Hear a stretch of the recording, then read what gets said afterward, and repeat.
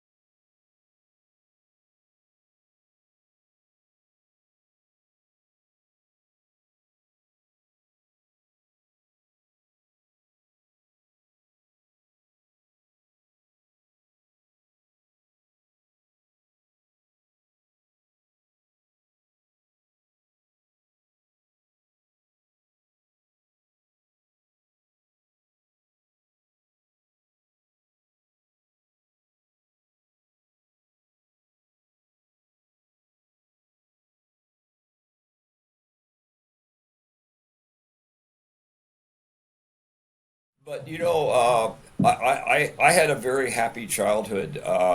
The people that adopted me, I regard them as my parents. They had been married. They were married in Nampa, Idaho, in 1920. My mother's father had homesteaded in Idaho.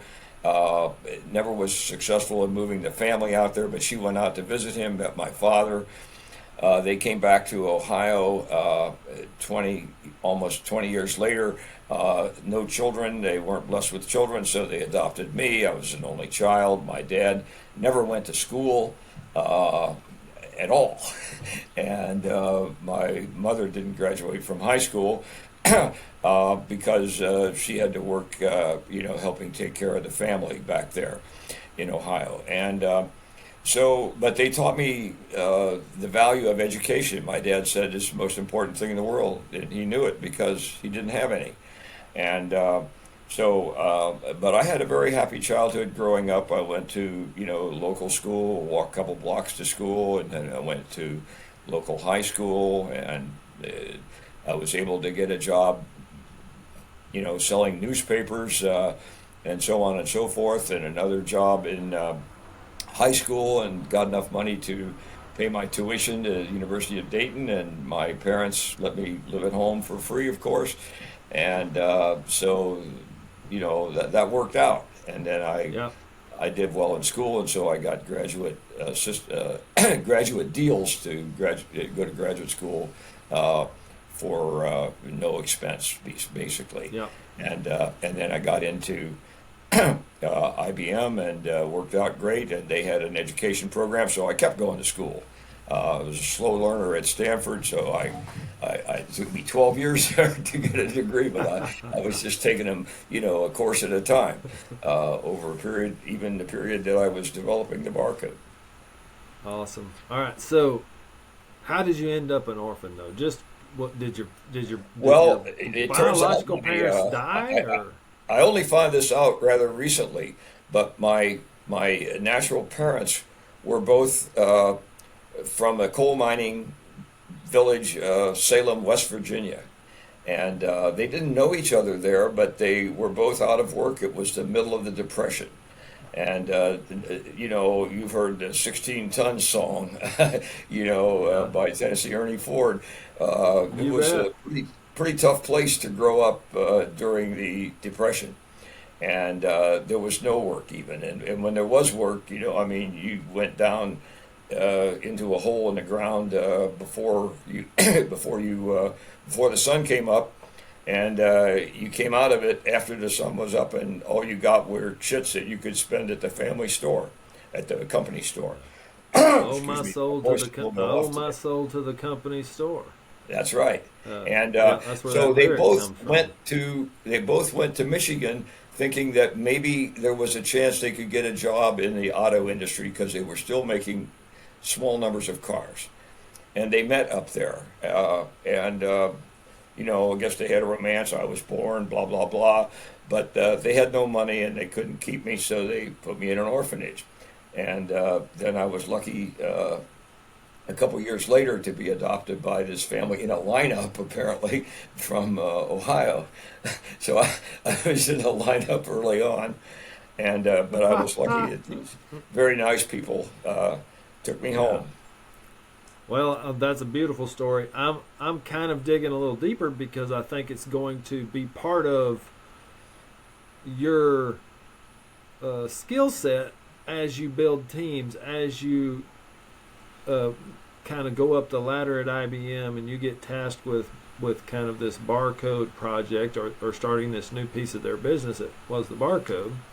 So I'm just like, that's so interesting because it illustrates really to anybody listening. I hope anybody and everybody listening can see your circumstance don't have to dictate your life.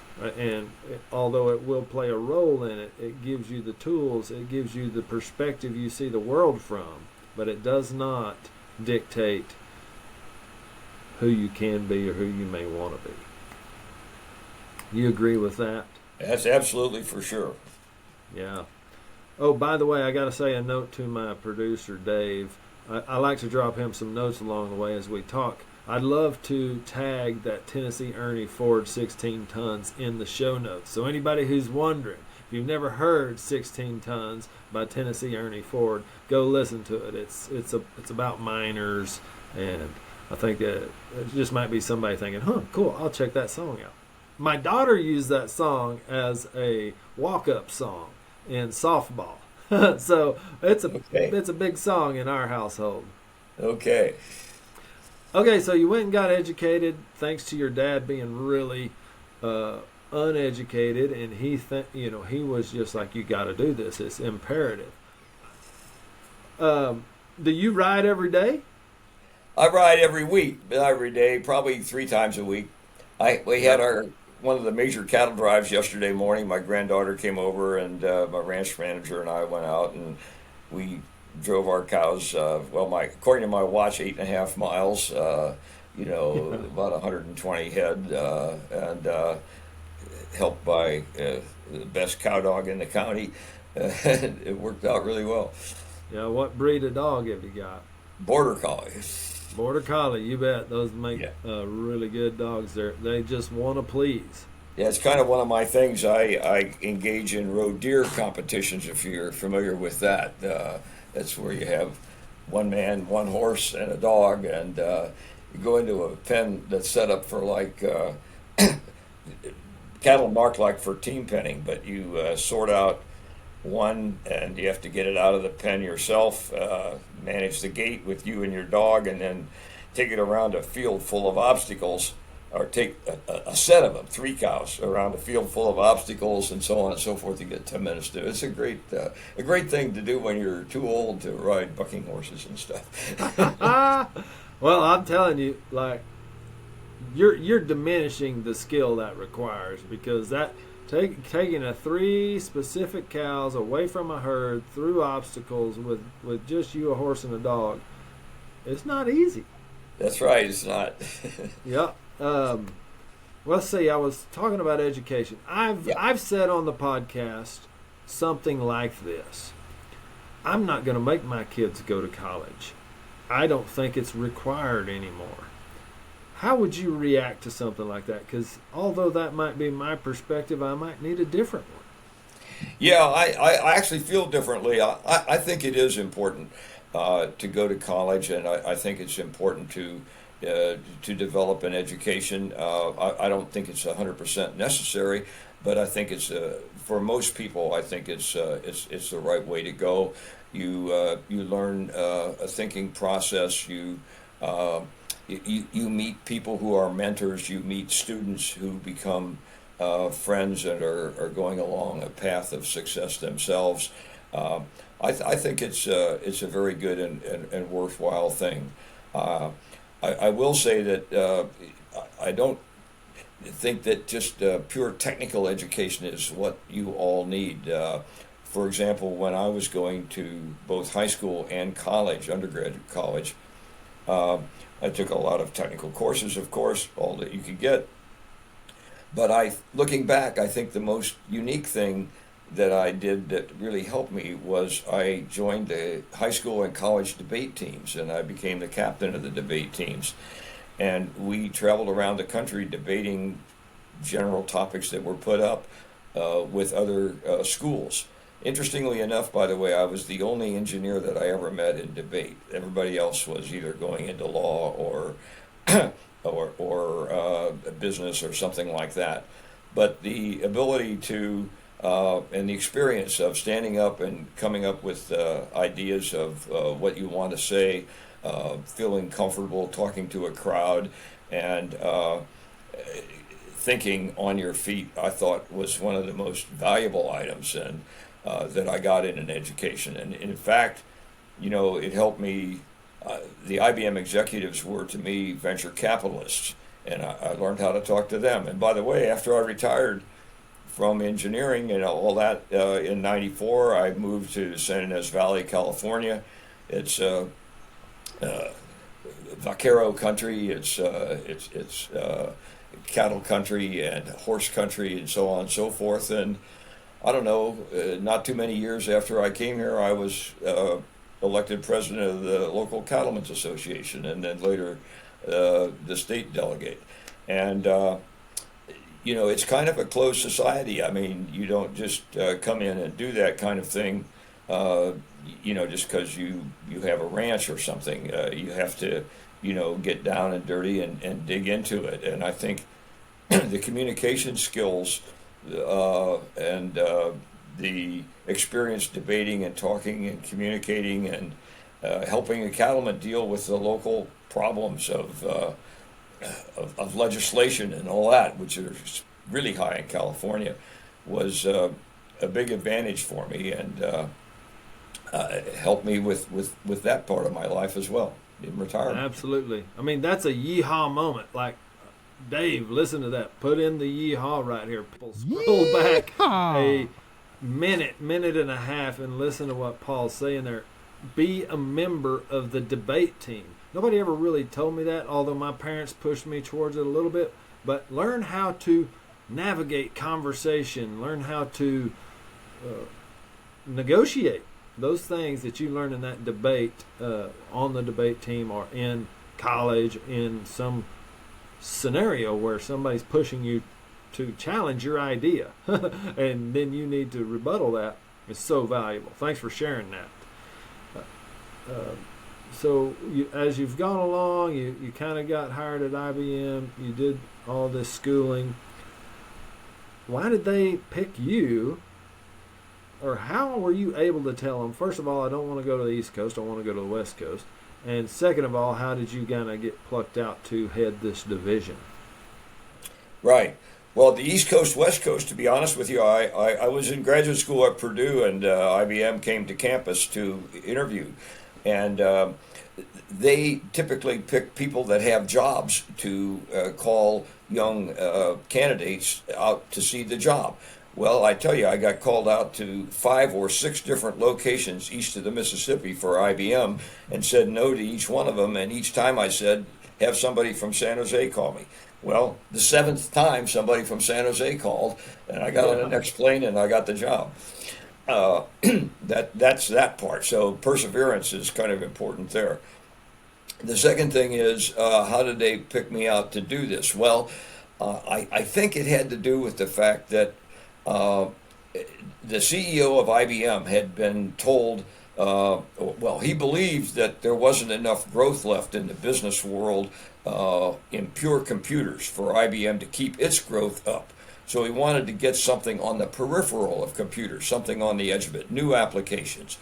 And so he said, okay, go out to Silicon Valley and buy some companies that are doing peripheral things to computers. And they said, no, Frank, his name was Frank Carey, you can't do that. They don't like the white shirts and the blue suits and the black wingtip shoes and the red ties. Whoever you buy, the top people will quit the next morning because they don't want that kind of culture. So he said, okay, well, find somebody in IBM and treat them like that. And so the treat them like that really helped. And how they picked me, a little bit of luck, but I think perhaps the fact that I had just spent 9 years doing development research in things related to computer communication with a computer from people. I did scanning, keyboards, displays, all that kind of thing. So, and then I had just switched at Stanford from pure engineering and done the equivalent of an MBA.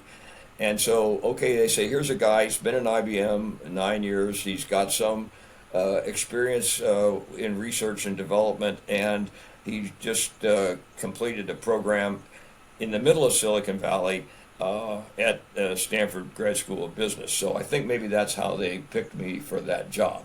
And then they said, pick us out a new business. And I went back to the fact that I had been growing up in Dayton, Ohio, in the shadow of National Cash Register, NCR. You remember the big old National Cash Register cash registers that have been around since the 1880s. But they were very hard to change. And NCR had a 95% monopoly on the business of point of sale. I was like, hey, there's an opportunity. All we got to do is beat that machine and be the best at what we can do, and we'll have a big opportunity to have a major impact. And so I went after point of sale, and they needed item identification. I had been working in scanning. We came up with a barcode. I hired just 6 guys at first, and it was 1969. And then the Supermarket Institute came out a couple of years later and set up international standards. We'd already been working on it. We submitted a proposal. It was accepted. We became the international standard, and it went viral from there. Yeah, I mean, everybody, there's a book we'll link that Paul has written. It's kind of a memoir of this story we're touching on today. This isn't. I don't think there's any way we dive into the full text of the book. I've kind of got started on it. I haven't got through the whole book yet, but it's really well written and a fun idea to think about.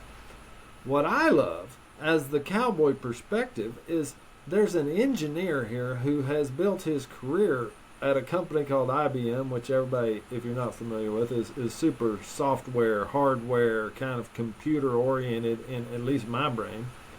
He's a cowboy.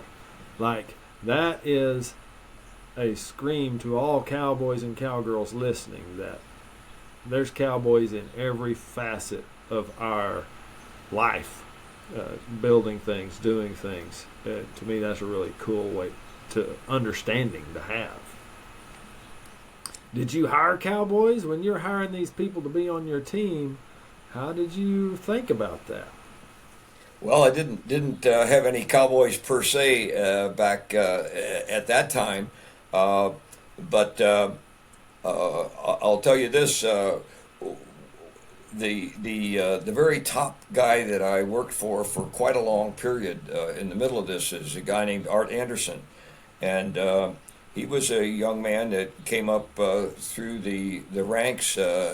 He earned a PhD in theoretical physics from Columbia University while he was working part-time at IBM. How about that? And Yeah.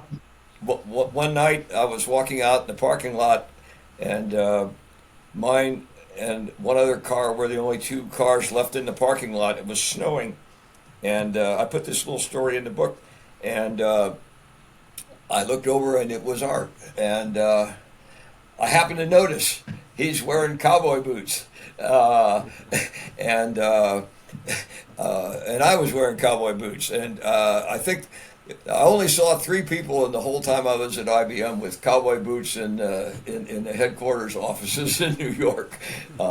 You see more of them out in California and so on, but I certainly did see that, and he was the top technical person in IBM. He was a senior executive vice president in charge of many divisions. All the big divisions of IBM reported to him. And by the way, Don Estridge, who was the father of the PC in IBM, was the third person that wore cowboy boots Oh, wow. in IBM, and he was Yeah. in Boca Raton, Florida. But I've certainly, retired into the cowboy life. I have a nice little ranch here in San Ynez. We raise cattle. I ride horses. I was very honored, very prized this year. I still hold the title of Vaquero of the Year for the San Ynez Valley Historical Museum, which is a big deal for them and for me. And I'm 86 years old, and very proud, to have just earned that honor. And we have a big vaquero show in November at the museum, and somebody gets named each year. So last year was my time for that. But it's Congratulations. I mean, yeah, it is it's cool. It's what? Okay, so I mean, I'm sorry to cut you off, but I can't let this. I gotta ask, what keeps you going at your age? How long have you been retired? I don't even know if that word really fits because it seems like you're not yeah. Well, really I stopped retired. working in. I left IBM in '84. I became the president of Trilogy Systems Corporation. They built big computers out of wafer scale integration. It's a long story, and the computers didn't really do that well. But what we did do is created new technology that's still used in the PCs of the world today. And then I did a consulting company for a couple of years, and I totally retired from the computer business in '94. And my wife, her family had been in ranching in Salinas. They had a big cattle ranch up that way, and I had lost my first wife in an auto accident. And 3 years later, my daughter introduced me to this lady, and Tina, my wife now of another 30 years almost, next year. And so we bought a ranch together in the San Ynez Valley. I knew that I couldn't even spell cow, so but it's what I always wanted to do for my whole life. So we met a wonderful couple down here who had been managing another big ranch, and went into partnership with them. And in that partnership, we learned about ranching and Do you want this dog to go with us? I'm on sorry, I the got a bit of an interruption here. Yeah, not a problem. Take care I of like your. that. You're liable. Thank you. This is Tina. This is Tina. That's right. I love it. Hey, we better get Tina on here. So, Tina, Yeah. what's the most? Tell me. Wait, real quick, just before you leave. What is the something Paul's not going to tell me about himself that everybody should know? You know, your partner in life will say some of those truths that sometimes you're too humble to admit. Well, I would have to say that's a very easy question for me to answer. He's the most humble man you would ever meet in your entire life. And that's why at 86, the word is getting out about this invention. Yes. All right. Well, thank you for kind of doing the cameo, being a part of the Cowboy Perspective podcast. Well, I love and your for hat. adding that. Well, thank you. I appreciate that. I used to come out to California and do demos as we're building our bacon business. People used to tell me, "I love that costume. That's great." It's like, "Thanks for wearing the costume." And I said, "Okay, you're very welcome. But if you could come to my house, this is what I look like every day." You're the real deal, and so are we. Anyway, That's right. I've been showing border collie. I've been oh, told. you want a border? You want to see a border collie? What do you mean pick up the Well, dog? I'm pretty sure everybody listening and watching on YouTube is going to want to see the dog. Oh, God. Well, here, Apple. We'll get Apple over there. He'll jump Apple. up on the sofa there. Apple, come here. Hey, okay, hop up. Okay. Apple, hop up. Hop up. Awesome. So there he is. There he is. Well, Paul's been telling us about the competitions he gets into with his horse and his dog, and they work the cattle through the obstacles. Well, is Apple the actual dog you use? That's the dog. That's one of them, Awesome. yeah. Okay. That's cool. Well, this is That's a really first. cool. We never allow them up on furniture, so just for you. Oh, yeah, all right. Hey, I kind of believe in that. So get him off of there, Apple. Get Yeah. him off of that. Get off the couch. Adios. Yeah, you're great. Adios. I like you. Well, thank you for that. I appreciate it. I really am enjoying this conversation. Yeah, bye-bye. I'm off to ride mi caballo. Okay. Okay, enjoy. Thank you. Should we take him or Yeah, you not? can take Okay, come on, Apple. Come on. No, Luke, stay. Luke, stay. Luke. Come here. Apple. Here. Apple. Come on. Come on, Apple. Over here. He's got to get one dog and not the other one. The other one's too old to go on the ride. Yeah, understood. Let's Okay. see. Well, that was a great little Vignette. insert into the conversation. I love asking her.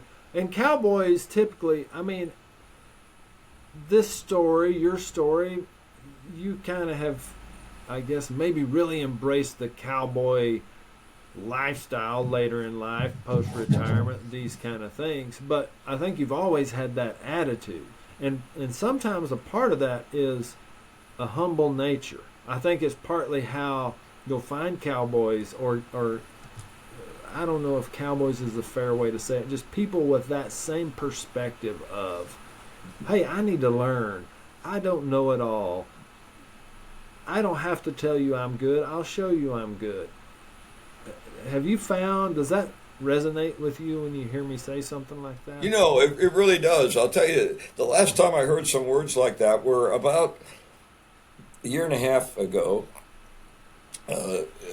We needed to hire another helper on the ranch. And a fellow came out, and he didn't speak very good English, and we were talking to him about this, that, and the other thing, and he said, just try me out.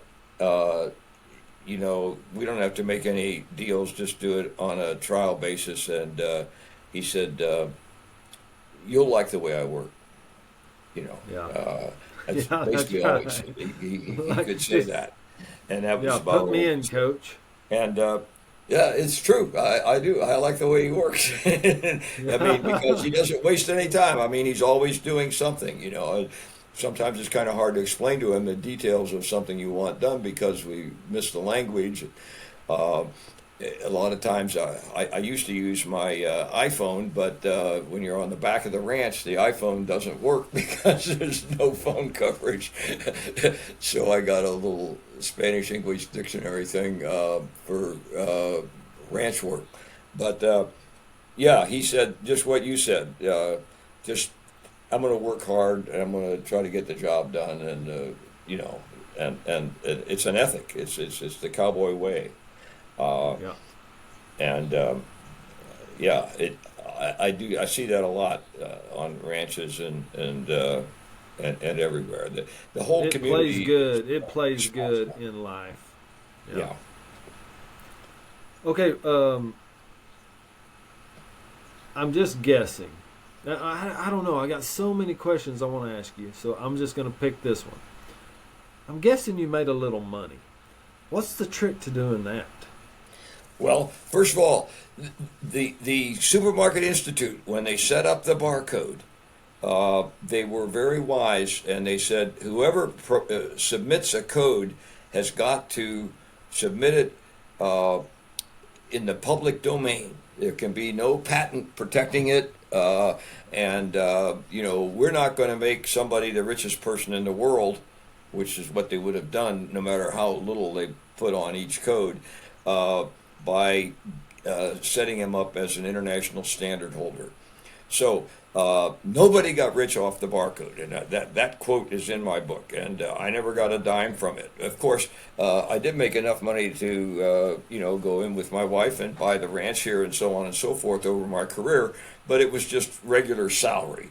The way people make lots of money is they have their own business, or they have a patent that they get the rights on. Of course, in this case, if we had filed a patent, which we were told not to, and so we did not, the patent would have been owned by IBM anyway. But Yeah, sure. the way that people really make money is they get a business started. You look at all the multi-billionaires in the world. That's almost, if they didn't inherit it, that's how they started it. They had a business going. So with me, it was just salary and that sort of thing.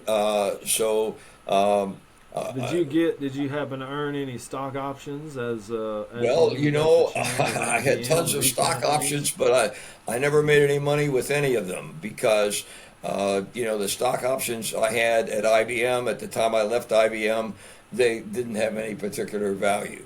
And then I went to Trilogy, and they gave me enough stock options to make me a zillionaire, so to speak. But the company did not do that well, and while I was able to sell the company, it helped out to some degree, but didn't help me personally. And but I did get hired by Digital Equipment Corporation to take over that, and I had stock from them. And on the first date that I could have sold some of my stock, I would have been very rich again. And but 10 days before my option date to buy the stock, Black Friday happened back in 86 or 87. Oh, And digital yeah. stock fell below my price, and I never made a penny on that either. So because I was with big companies, and the one small company I was with, Trilogy, didn't pan out, and the big companies, it was the wrong timing. I never did get any benefits from that. But I made a good salary, and just good hard work, and I've never been a big spender, so I was fortunate enough to get a nice ranch, and life is good. But Yes, the sir. way to make money, if you're really going to focus on the money, is obviously to get your own company, and either that or help somebody else form a company and be one of the early stockholders. But that's pretty hard to manage. Yeah. I think I know what you're going to say, but I got to ask. Do you think it's wise to focus on the money? No, I don't. I think that you need enough money in life to, lead a prosperous life and take care of a family and so on and so forth. But you see an awful lot of people that have an awful lot of money that aren't any happier than we are. In fact, a lot of them are less so. So I think, contributing to society and all of that is more important than, becoming rich. I think that you need to earn enough money to be able to sail through life in a reasonable fashion and do what you like to do and have your family help them along and other people as well. And I've always seen, I think the cowboy community, the ranching community's always been very good at helping each other. I mean, it's not just a thing that happens at branding time, but it's all the time. And that's, I think, more valuable than anything else. Yeah, I love it. I mean, that's a yeehaw again. Like, listen back a few minutes right there and listen and just hear what Paul's saying. Like, hey, you need to make some money. It's a piece of the puzzle, but the bigger piece is finding that happiness. My dad tells stories of ranch hands that he worked with who didn't ever make a lot of money, but they were the happiest people. They enjoyed their lives. They had beautiful, awesome families. So don't focus on the money. I think that's a great thing. I wouldn't turn it away if it came, because you're doing things well and you're adding value.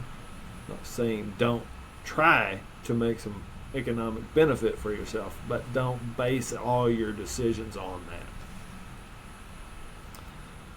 Okay, let's talk about barcodes, because that's really why we're here. You wrote a book about it. I Googled who invented the barcode, and either Google's got it wrong or I don't know the full story, but I didn't see Paul McEnroe. So yeah, Wikipedia tell us has about it. that. Yeah, Wikipedia has it wrong. And so, first of all, I'd say nobody really invented the barcode because, as I told you, we were advised not to file any patent on it. Nobody has a patent on the barcode. It turns out that a guy named Joe Woodland in 1948 did invent a code that he proposed for use in supermarkets. And he did a very good job of saying how it could be used and what could be done. And he had a code that was omnidirectionally readable because it was a bullseye, what worked in a circle. It was a set of concentric circles. But, and he sold that code to one company and they sold it to another. And by the time we got to the period where I was talking about the Supermarket Institute asking for codes and so on, by the way, he tried to build a scanner out of it and failed. They couldn't make anything work. You keep talking. I'm going to be right back. I hear you. They couldn't make anything work. But it had to do with a lot of things. The code wasn't very good to use, number one. Number two, they didn't have good light sources and so on and so forth. And so by the time 1972, 73 had come along, that code was owned by NCR and was being tried out in various Kroger stores, in a particular Kroger store in Cincinnati, Ohio. And it didn't work, and it had very high failure rates because it measured the thickness of the line compared to the thickness of the space next to it. And if there was too much ink in the printer, which in these early printers that happened a lot, then the line would get fatter, and the space, of course, because there are lines on both sides of the space, would get a lot smaller. So the errors doubled. And there were a lot of other errors that more technically that I could go into, for which reason the code didn't work and the code wasn't selected by McKinsey and Company and the Supermarket Institute. The code died. In the meantime, before the code died, I got a phone call in my office one day, and the guy calling me was Joe Woodland, the guy that invented this code, this bullseye code. And Joe happened at that time to be working in a different part of IBM. And he called me up and he said, I'd like to introduce myself. My name's Joe Woodland. Of course, I knew because I knew Joe Woodland had invented that earlier code because I had looked at the code. And he said, I've seen the code that you guys have come up with, and I can see that it's, tremendously better, that my code doesn't compare in any way. It wouldn't be usable. And I would like to leave New York, where he was working for IBM, New York State, and come down to North Carolina where you are, and I would like to offer my services. I hope you could hire me to come down there, and I will campaign for your code because I see it's so much better than my code. And I thought, gee, what better could I do than to hire as a promoter for our code, our barcode, the guy who had invented the code, which is one of the primary competitors to it. So I hired him, and he came down, and he did a great job working for me and developing the a marketing strategy for the code and interfacing to the supermarket people. And so he was a primary interface, but not an engineering guy. He didn't work on the barcode, the UPC code. Now, go another decade plus into the future, and the engineering is all done. Most of the engineers have left, but Joe is still there, happy in North Carolina, where he wanted to be working as an older man. And he's still there. And George Bush is about to run again for a second term, the original George Bush, for President of the United States. But he's got a challenger named Clinton, and he's worried about the challenger. And a lot of people are telling him, you're not known so much to the housewives of America. You know, you're too aloof in your office. And so he goes to a convention in Florida that is held in a warehouse that's been set up like a supermarket, and hopes to get some good press by that. And so he is then invited to go work the scanner that the Supermarket Institute has set up in that supermarket, in that supermarket within the warehouse. And he sees the scanner work for the first time. Now, housewives all over America have been using it for like 15 years. But he's never seen one before. And so he is absolutely amazed, and that was the word he used. He's amazed at this. He said, this is the most fantastic technology. Find out who did it and give him the Presidential Medal of Technology. Okay, so he walks out happy as a lark that he's got all these beautiful pictures and everything taken of him in a supermarket environment, and it's going to help him against Clinton. Well, the next day, on one of the big newspapers, I forgot whether it was the Wall Street Journal or New York Times, I think it was the New York Times, there's a big article. Bush amazed by scanner that everybody else is used to. It backfired. I mean, it was a terrible article, and the pundits are quoted as saying it was a turning point for the negative in his election against Clinton, which he lost. But his people did call up the Supermarket Institute and say, who invented the barcode? They said, we don't know, somebody at IBM. Call the Universal Product Code Council, whom they called. The Universal Product Code Council is the company that we set up to hand out the code numbers to the manufacturers. And so they called that company up, and they said, well, we have the original proposal here. So they pull out the book. Well, this is the book that I hired Woodland to write, about why our code was better than his code, you know, and on the back cover of the book it says, you know, if you have any questions about this, call Joe Woodland at IBM, and here's the number. So they called him and they talked to him. Next thing we know, very short time later, he is given the Presidential Medal of Technology by George Bush.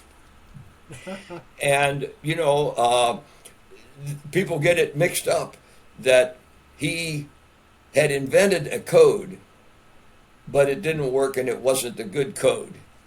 And then 20 years later, almost, he supported our code, but he was just the supporter of it. And so anyway, and we hadn't filed a patent on it, and so there's no patent to go by. So that got a lot of people, including Wikipedia, et cetera, saying that he invented the barcode. Well, he did invent the first code that was intended for supermarket, but it wasn't used. It wasn't a barcode. It was a circular code, blah, blah, blah, and so on and so forth. And so that's the first thing. The second thing is the team members. One of my first team members who did work a lot on the barcode was a guy named George Lauer. And Lauer did a lot of work on the barcode, but he had a lot of help, and I use those phrases in the book. And I say in the book that if somebody is given an award for the creation of the barcode, then it should have been the team. It should have been the whole team. But if it can't be a team, then I said it should be George, because he did the most work of anybody in my team on the code. But I think it's beginning to change, and it was one of the reasons I wrote the book, was to set it clear as to who did what, when, how, and why about the code, because it is grossly misunderstood. Wow. I mean, thanks for clearing that up. You said another poignant truth.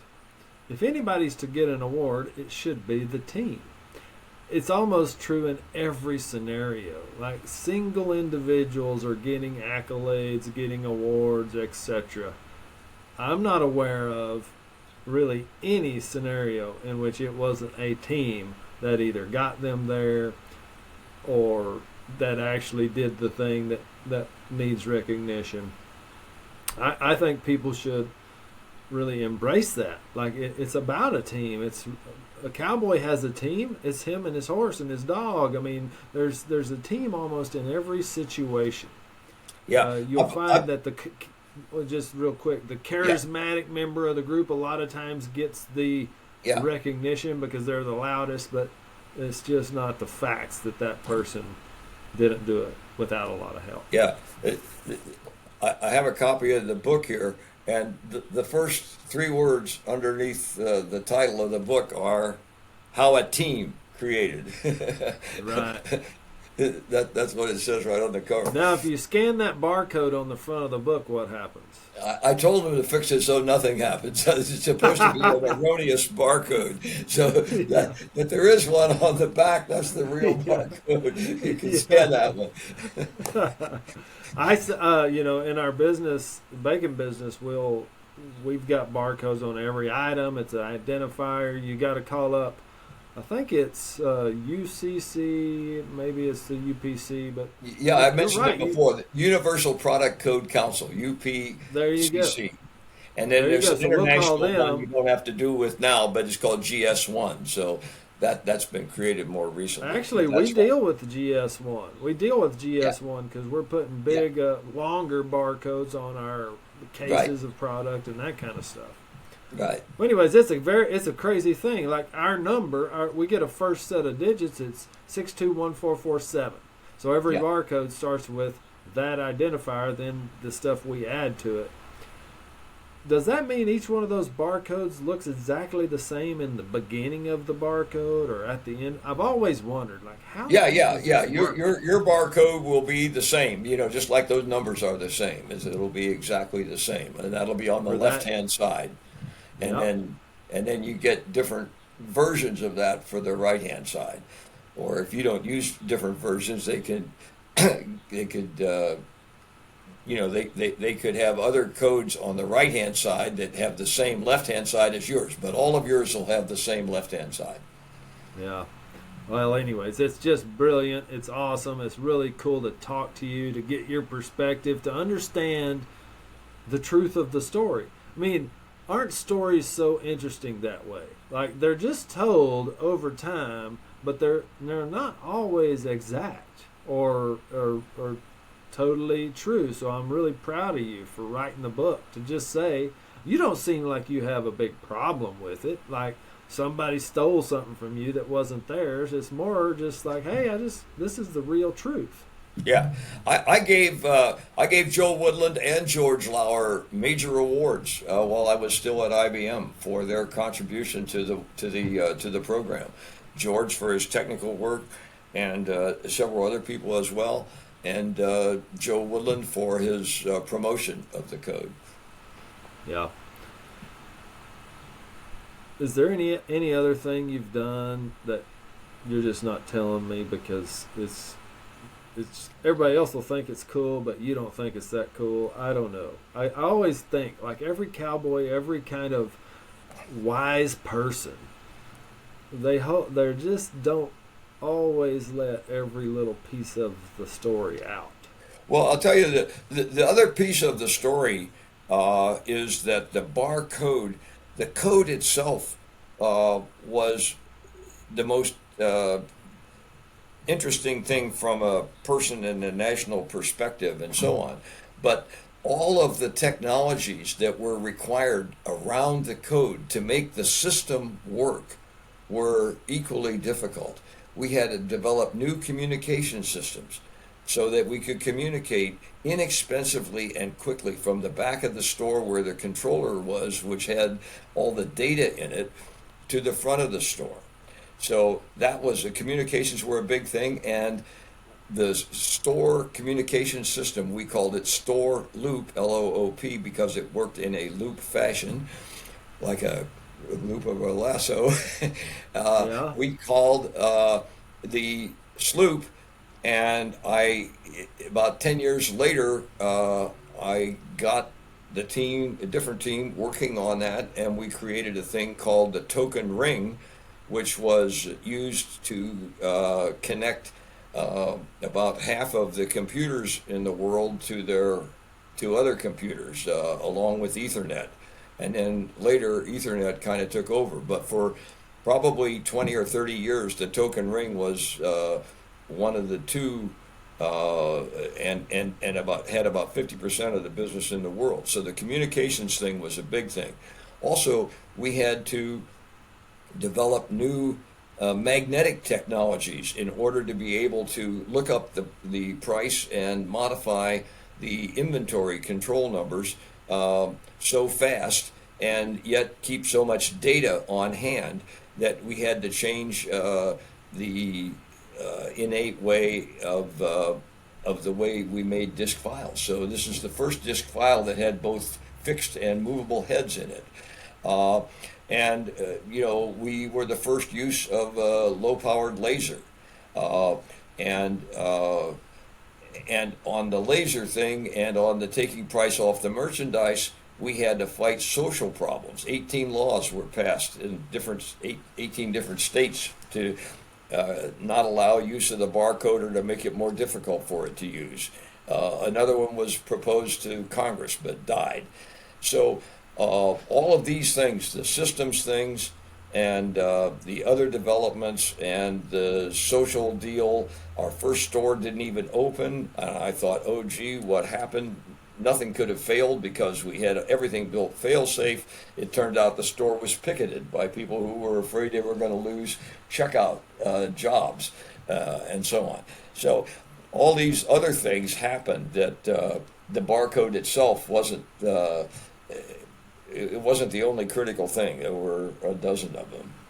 Oh yeah, I mean that sounds so smart, because really anybody listening, you got to think whatever you're toiling with in your life, whether it's ranching, horse training, barrel racing, making bacon, ropes, computers, software, there will be surprises. There will be things that happen that you can't foresee or expect. And some of it will be that cultural stuff, fear from just the community, that then makes your solution harder to get to market or to implement, or less profitable, all these things. I think you got to be ready. That's something cowboys do pretty good, because they're in the pasture with animals all the time that you can't control. So you're just always ready for surprises. Right. Yeah. Mr. McEnroe, thanks for your time. I mean, I've took a lot of your time. I don't even know if you were planning to stay on here this long. If you weren't, thank you so much for spending the extra I'm time. enjoying it. I enjoy talking with you. So it's no issue for me. Whatever. Right. Seeing that cow over your shoulder there, that steer. I was thinking, we should have put barcodes on the ear tags of cows. They actually do that in France, but. RFID is something that they tried. You had asked about other technologies, because it'd be hard to read the barcode with the steers going in and out of one corral to another corral, or into a loading truck or something like that, whereas RFID you can do that. But I do have ear tags in my cows, but I never got around to putting the barcode on them. Yeah, well, I've seen RFID tags work, and in cattle. Yeah. Real quick, last thing before we go, What about the QR code? What do you think? Were you a part of that development in any way? I was not a part of Outside of it, but just, I applaud it. I think it's a good thing. It's a great opportunity for having a lot more data when you need a lot more data. Like, and you can point something at it like your iPhone or something like that, and then you can get a lot of details that you can't get with the barcode. On the other hand, I don't think it's going to take over from the barcode because the barcode is so easy to scan in an omnidirectional fashion in many different ways, and it's in society and it's easy to print and people are used to it and understand it and so on. I think it'll be a long, long time, but the QR code is just one more level of scanning. The barcode scans from right to left, so to speak, and the QR code does that, but also up and down. So it looks at an area of a little spot. And we have the technology to do that now. It didn't have it 50 years ago when we came up with the barcode because of the number of circuits you could put on a chip and all the analysis you can do. So I think it's just an advanced version of our barcode, and it's a sophisticated one. It's well done, and I think it will be successful. But I don't think it'll replace the barcode. awesome. All right, last question. Do you ride an English saddle or a Western saddle? Both. I have two tack rooms. The one that I'm in here now has English saddles because of jumping. You can't go jumping very well on a Western saddle without getting the horn in your belly. But I have behind me on the other side of that wall, there's a room full of Western saddles. I prefer to ride Western. I like riding Western. I have a nice little cutting horse. My horse of 25 years just died a few months ago. It was a very sad day for me. I bought him from a friend when he was 4 years old. He died at 29. And I branded on him 25 years in a row. And he never missed a branding, which I thought was pretty amazing. And the last one being this year. And I was really sad to see him go. But he was a wonderful horse. I rode him for almost 10 years without a bridle.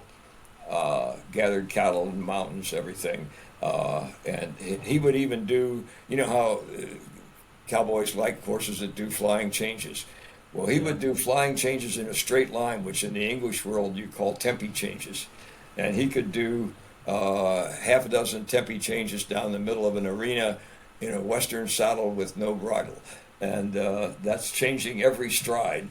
That's right. Change I mean, speeds. it looks hard. I mean, Yeah, it's just yeah. not So easy. I was very saddened by his death. He was a beautiful black horse I bought from a cowboy friend of mine when we first started. What'd you call him? What'd you call him? Reno. Reno. He bought him at the Futurity in Reno, at the yearling sale, weanling sale. I guess, Yeah. whatever. And so we called him Reno.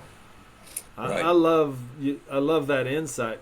I've had horses. I mean, when you have animals, when you grow up on a ranch, when you understand life in a certain way that goes along with that, you realize if you're lucky, if you manage to live, you're going to outlive some of your best friends, which are animals, horses, dogs, That's right. these kind of things. And although it's sad, it is a piece of truth that it's no reason not to make a great friend with a horse. You know. That's right. Yeah, absolutely. You did say earlier you lost your first wife. If you don't mind, how did you get through that? Yeah, it was very difficult. We had been married 30 years. She was 50 years old, and she was just driving to school one morning. She taught at a local church school and managed the school and the church part of the school. And we just lived about 5 miles from the school up on a little hill, and we had horses and that sort of thing. And she was driving down there, and some other a young lady, teenager going to high school. I think her car, the tire caught on the rut on the right side of the road, and then it jumped across the road and hit my wife head on, and she was killed instantly. So yeah, it was very difficult. As I mentioned, about 4 years later, that was 90, and then in 94 I married Tina, whom you just met, and my daughter was going to school working on her PhD at the University of California at Santa Barbara, and met Tina's daughters who were in the same riding school because they were riding horses in their off hours. And so she met Tina and fixed me up with Tina. And I was delighted to find out she had actually been queen of the Salinas, California rodeo when she was 18 years old. So Right. she's the real thing. And so we were married 2 years later. Yeah. And Well, been I very mean, happy there's ever just since.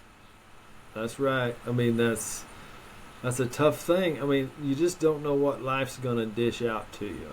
So it's smart. I like to tell people that listen, spend some time doing hard stuff. Spend some time in your life toiling with these things so when those days come, it just doesn't melt you down and make you incapacitated. Although it's not going to solve the pain problem, it might help you just get through it. Everybody, that's Mr. Paul McEnroe, the guy with the real story behind the barcode, which we all know. If you're listening, it says in the book you're probably wearing 3 or 4 barcodes on your clothes, or they've infiltrated our culture in such a massive way that it's really cool to think that was kind of done by a cowboy. Actually, one of the optional titles for the book that we thought about but didn't do because this was easier for people to recognize. Instead of the barcode, we were thinking about Code of a Cowboy. Yeah, that's right. Well, there's a lot of codes of a cowboy, and one of them I know. happens to be the one. One of them happens to be the one that you can scan and get checked out at the convenience store or grocery store, or wherever you might be.